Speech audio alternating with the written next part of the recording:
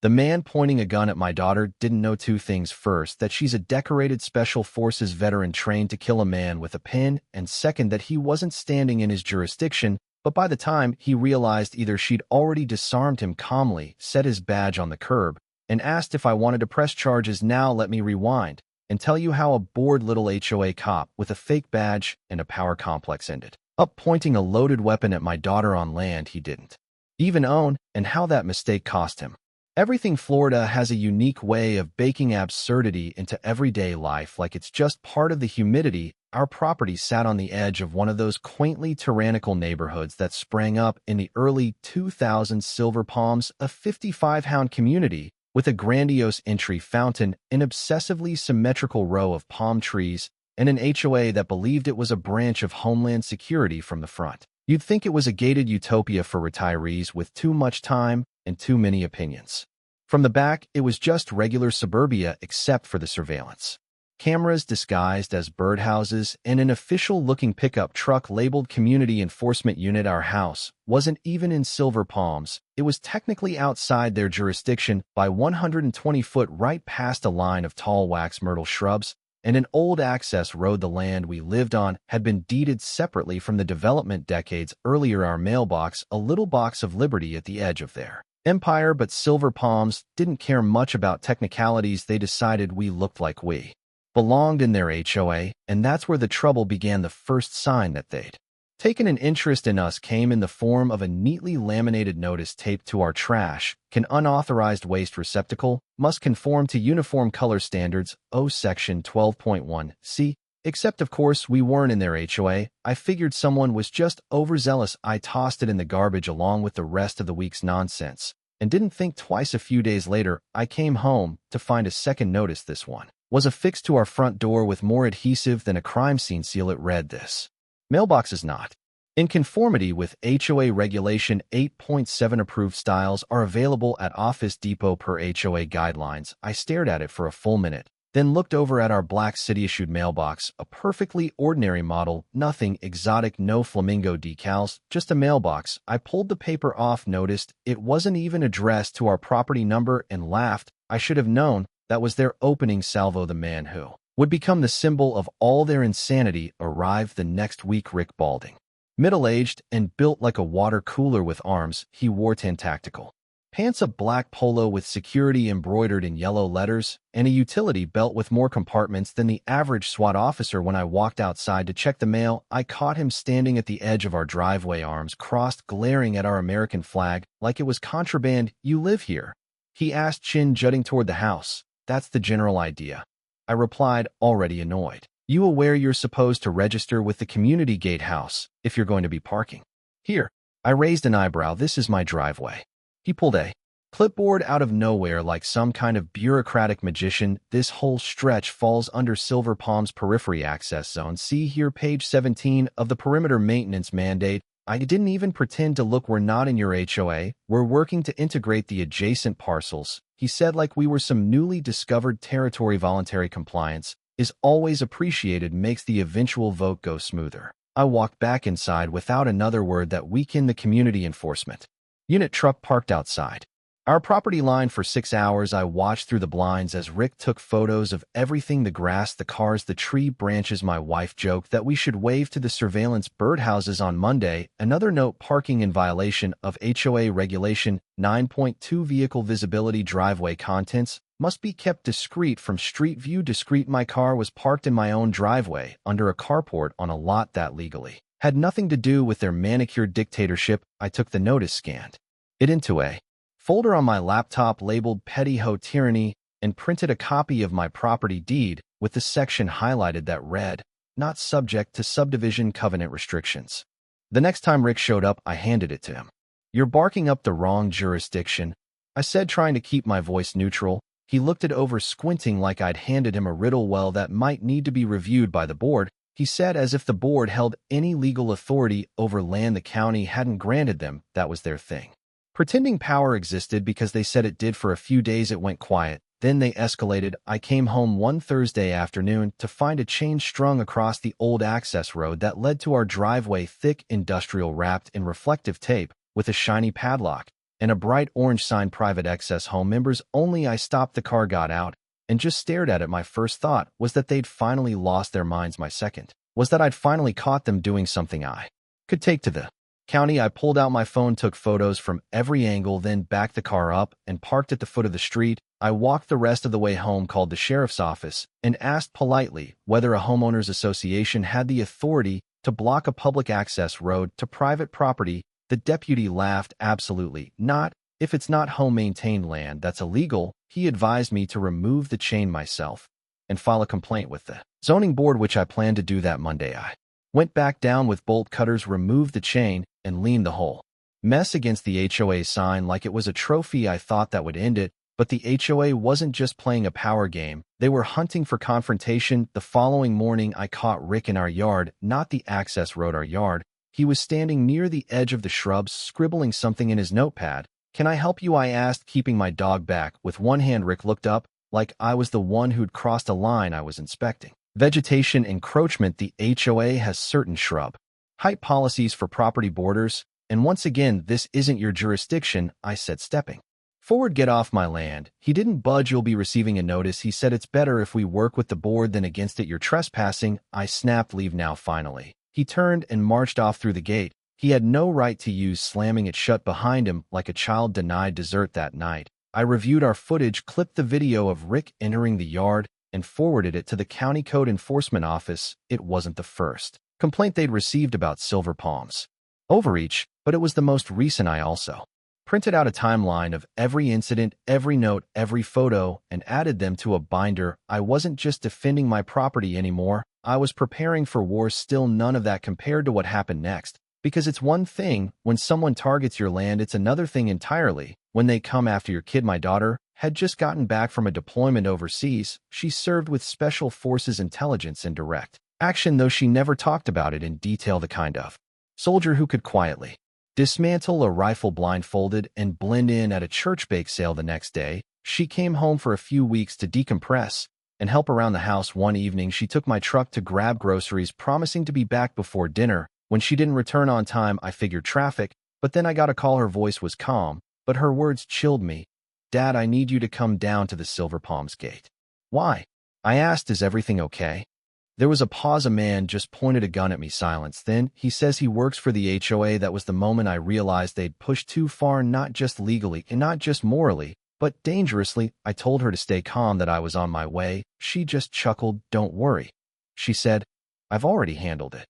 The sun had just started to dip behind the palms when my daughter Olivia pulled up to the Silver Palms entrance gate with a trunk full of groceries and zero patience for suburban cosplay lawmen. She had flown back from her third overseas deployment only a week earlier, sunburned, scarred in places she'd never admit, and still walking with that ghost of alertness that never quite fades after you've done time in places where the sky explodes more often than it rains. She wasn't wearing fatigues or anything tactical, just leggings, a tank top, and a ball cap, but her posture alone was enough to make most people think T.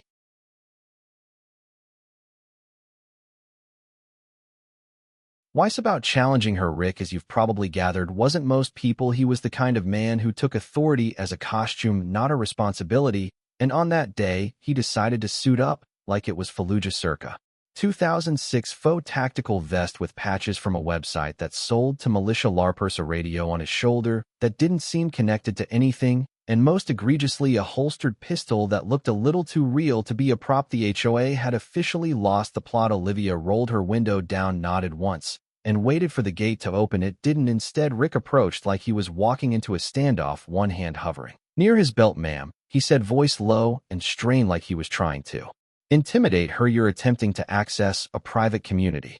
Olivia raised an eyebrow. I live here, she said flatly. Not in the community, but next to it, house on the right with the metal roof. You know, the one you people keep mailing fake violation notices to. Rick didn't smile. This access road is now restricted to HOA members. You need to turn around and use the public entrance. Olivia tilted her head and leaned her arm on the window frame. That is the public entrance, she said. We're not part of your HOA, and that road is on county maps, not your fantasy jurisdiction. She held up her phone, already recording, and zoomed in on the parcel sign bolted to the fence line. You see that marker? That means you're standing on a right-off way. Rick didn't appreciate the geography lesson. Ma'am, I'm going to have to ask you to exit the vehicle. Olivia narrowed her eyes. On what grounds trespassing? He snapped. Failure to comply with HOA directives. At that, Olivia actually laughed. You mean HOA suggestions, she said, because until your badge comes with a county seal and your paycheck comes from the sheriff's office, you're just a guy playing dress up. Rick stepped back, hand moving to the strap of his vest. Last chance, he said,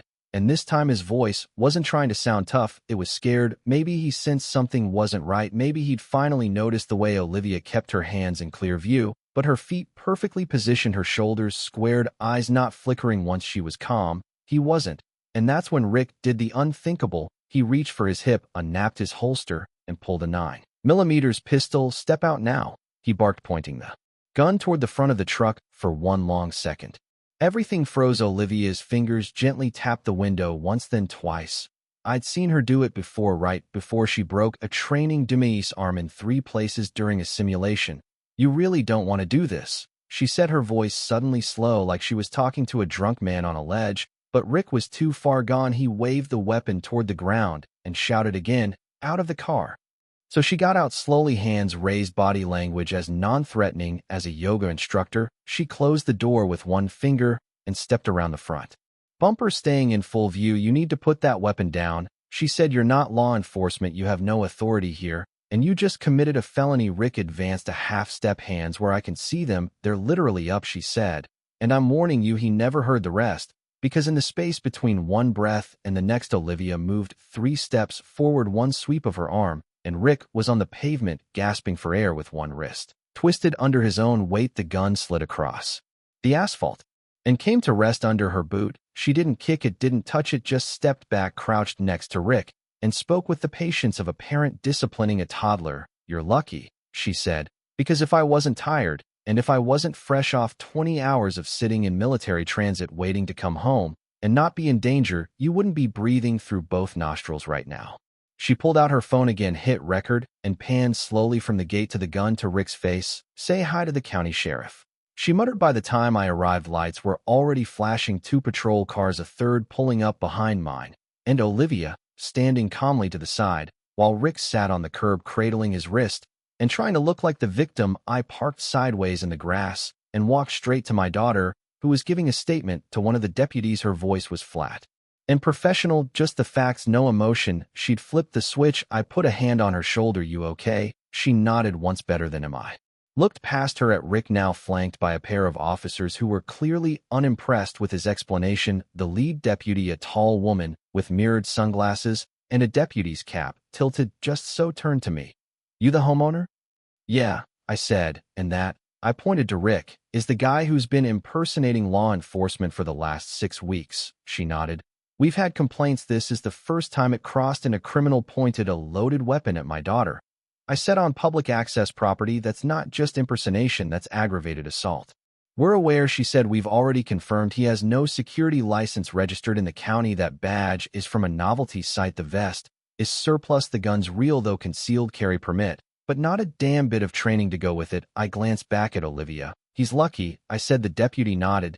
Yep, he is. They cuffed him without fanfare, no shouting, no drama, just zip, click, and a slow walk to the back of the cruiser. Rick tried to protest, tried to spin some nonsense about private citizen enforcement and community sovereignty, but the deputies weren't buying it. I saw one of them roll his eyes so hard I thought they might fall out. Rick was placed in the back seat, the door shut behind him, and the deputy turned to me again. You planning to press charges? Oh, I said, smiling for the first time all day. I absolutely am, but I'm not stopping with him. The deputy raised an eyebrow. Ho involved? I nodded. They hired him, paid him, armed him, let him harass non-members, and they authorized him to secure a public road with a private firearm. She pursed her lips. You planning to get a lawyer? I already have one, I said, and the county zoning office is next on my list. She patted her notebook closed and smiled. Well, she said, looks like Rick pointed that gun at the wrong girl. I looked over at Olivia, still perfectly composed, now sipping a Gatorade someone had handed her. Yeah, I said, but that's not even the worst part. He pointed it at my daughter, and I've been keeping receipts. As the patrol cars pulled away and the lights disappeared down the hill, I turned back to the gate. Rick's toy badge lay in the grass next to the dropped gun case. I picked it up and turned it over in my hands. Cheap aluminum, no state seal, just the words Community Patrol engraved above a fake eagle. I tucked it in my pocket, a souvenir, a reminder. Then I walked back to Olivia, ready to go home. I asked, she nodded. Let's cook dinner, she said. I'm starving in. Just like that, it was over for now. Rick had been exposed, but Silver Palms was still standing, and the HOA, they hadn't even begun to understand the storm they just invited, because the next time they sent someone to enforce the rules, they'd be facing the county, the court system, and a very public scandal, and all because one fake cop decided to mess with the wrong girl. The next morning, after Rick's impromptu perp walk and an unusually quiet night in the neighborhood, I started pulling threads. I knew the HOA would go into full panic mode the moment they realized their security consultant had been zip-tied and hauled off in a cruiser. What I didn't expect was how fast they'd start trying to spin it. By 9:00 a.m. I got a forwarded email from one of my more sympathetic neighbors. Subject line: urgent incident at front gate. It came from the HOA board's official address, stamped with their usual logo, a sun over two palms that now felt more like prison bars. The message was exactly what you'd expect from people who just lost control of a narrative. Dear residents, it began. We regret to inform you of an unfortunate misunderstanding involving our hired gate security personnel and a trespassing individual. My daughter, who was born in that house, who had served her country on 3 continents, and who had more discipline in one pinky than the entire HOA board had in their collective DNA. There is an ongoing investigation, the email continued, and while we cannot comment on specifics, we assure you that Silver Palms maintains the highest standards of community protection, and that this incident was a result of deliberate provocation by a non-compliant resident. Provocation. That word was doing a hell of a lot of heavy lifting for a man who drew a gun on an unarmed woman buying groceries. I read it twice, let the bile settle, and then opened my laptop. The HOA had gone from petty to litigious, and I needed to get ahead of whatever fantasy they were constructing. First step: documentation. I pulled up the original subdivision plat we received when we bought the property. I remembered it vaguely: yellowed paper, tightly drawn boundary lines, little shaded boxes that made no sense until someone explained them. This time I studied every contour, and there it was, parcel 78B, our house, clearly marked outside the HOA overlay boundary, not adjacent, not shared, not under consideration, outside completely. And undeniably the road leading to our driveway, labeled county access public easement, maintained no ambiguity, no wiggle room, no HOA gate. They had quite literally installed a barrier on land they didn't own and tried to enforce rules they didn't have authority over. I printed 5 copies and highlighted everything. If the board wanted a war of paper, I was happy to drown them in ink. Next call was to the zoning office. I explained the situation, emailed over the plat, and got a response within an hour from a woman named Teresa, who sounded equal parts exhausted and vindicated. "Oh, you're the guy," she said. "We've had complaints about that gate for a while, but no one could prove overreach. This changes everything." She confirmed that the county had never approved an extension of the HOA's control beyond the mapped boundary, and the road, my road, was part of the public access grid. "You'll want to file a formal grievance," she added. "We can bring it to hearing in 2 weeks. 2 weeks was too long for me, but just right for a strategy." My next call was to Marcus Fields, a lawyer. "Know your rights and boundaries. Always keep documents proving your property ownership and the relevant legal regulations." Organizations like HOAs, homeowners associations, often rely on residents' lack of legal knowledge to enforce rules that may not be legitimate. Don't stay silent in the face of overreach. Push back intelligently with evidence and legal backing. Silence is often interpreted as compliance. Take notes, photos, recordings. Small actions can become key evidence if things escalate. Stay calm, especially when provoked. The daughter in the story handled the situation professionally, calmly, and only used force when absolutely necessary. Her composure not only protected her, but also made her case clear in the eyes of the law. Don't hesitate to involve the legal system. In a lawful society, let the system speak for you. If someone breaks the law, especially while armed, let the authorities handle it. Never take justice into your own hands. We can't choose our neighbors, but we can choose how to respond. Life will always include people who seek control and pretend to hold power. But as the story shows, when you're firm, well-prepared, and surrounded by capable loved ones, you'll win not only the legal battle, but also protect your dignity.